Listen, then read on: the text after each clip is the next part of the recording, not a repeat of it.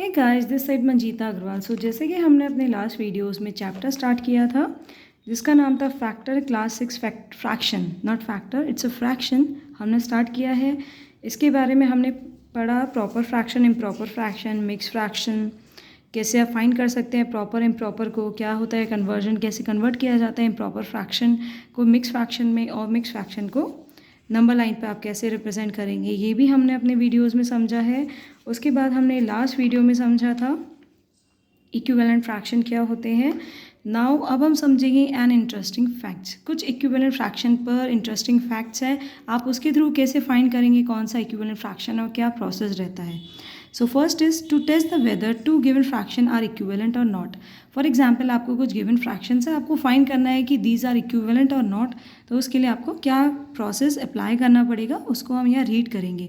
So first is let A upon B, fraction है means numerator upon denominator की form में numbers होंगे। So यहाँ पे हमने फ्रैक्शन को लेट किया है न्यूमरेटर अपॉन डिनोमिनेटर की फॉर्म का ही। So A upon B and C upon D are two given fractions, cross multiply as shown.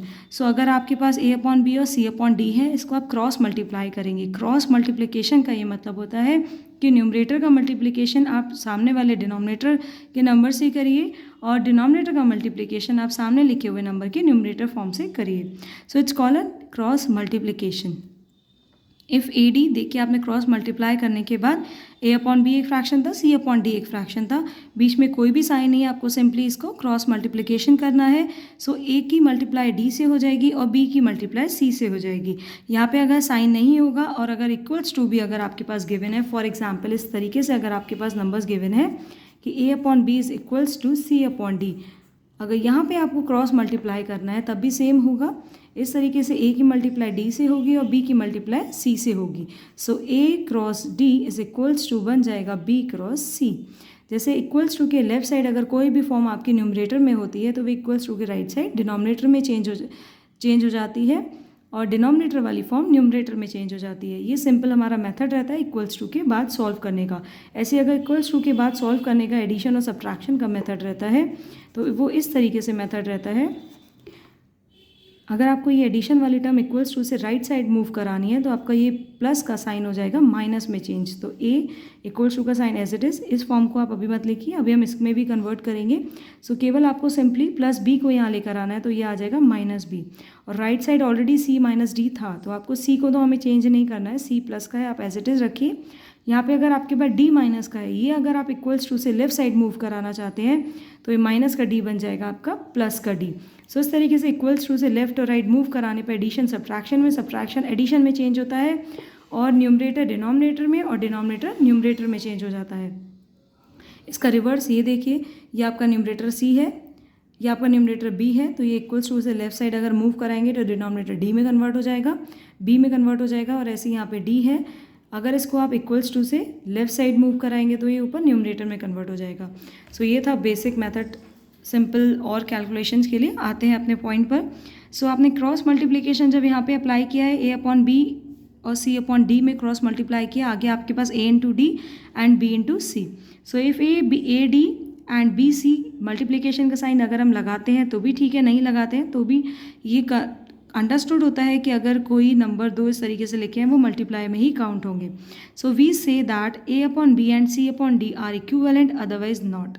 अगर आपके पास तरीके से दोनों फॉर्म एक दूसरे के इक्वल आ जाती है तो हम कह सकते हैं जो हमारे पास गिवन फ्रैक्शन है दीज आर इक्विवेलेंट। अदरवाइज अगर इक्वल्स नहीं है दैट मीन्स वो इक्विवेलेंट नहीं होंगे। सही, चलिए इसको एग्जाम्पल से और क्लियर करेंगे। Show that 5/8 and 20/32 are equivalent fractions. The given fraction are 5/8 and 20/32। दो गिवन फ्रैक्शंस हैं, इनको सिंपली हम क्या करेंगे, क्रॉस मल्टीप्लिकेशन करेंगे। आपने यहाँ पे लिखा है by cross multiplication we have 5/8 and 20/32। 5 into 32 आ गया आपके पास 160 एंड 8 इंटू 20 आ गया 160। ये होता है सिंपल मेथड फाइंड करने का, these are fraction are equivalent और not. If we have equal term, equal values, then we can say that these fractions are equivalent. So we have 5 into 32 is equals to 8 into 20. So hence 5/8 and 20/32 are equivalent fractions. Same second example is show that 7/12 and 36/60 are not equivalent fraction. But why? Because if we apply cross multiplication, that means 7/12 equals to 36/60 So if we apply cross multiplication, means 7 into 60 and 12 into 36, we get two different numbers, 420 and 432. So these are not equals. Hence 7 by 12 and 36 by 60 are not equivalent fractions. So simplest form of a equivalent fraction क्या होगी? A fraction is said to be in the simplest form if the HCF of its numerator and denominator is 1. ये तो आपने first rule पढ़ा था जिसमें हमने equivalent fraction को फाइंड करने के लिए इंटरेस्टिंग फैक्ट देखा था. अब कैसे आप इक्विवेलेंट फ्रैक्शन फाइंड कर सकते हैं, ये उसका टेस्ट था और 2 एग्जाम्पल्स हमने उसमें रीड किए थे. अब हम नेक्स्ट वीडियो में समझेंगे कि सिंपलेस्ट फॉर्म किसी भी फ्रैक्शन को फाइंड करने की क्या होती है. सो इस टॉपिक में ये 2 मेन टॉपिक हैं कि इक्विवेलेंट फ्रैक्शन आप कैसे फाइंड करेंगे और सेकेंड है सिंपलेस्ट फॉर्म फाइंड करने का मेथड. उसके लिए आप चैनल पर बने रहिए. Channel is Manjita Agrawal. Thanks for watching.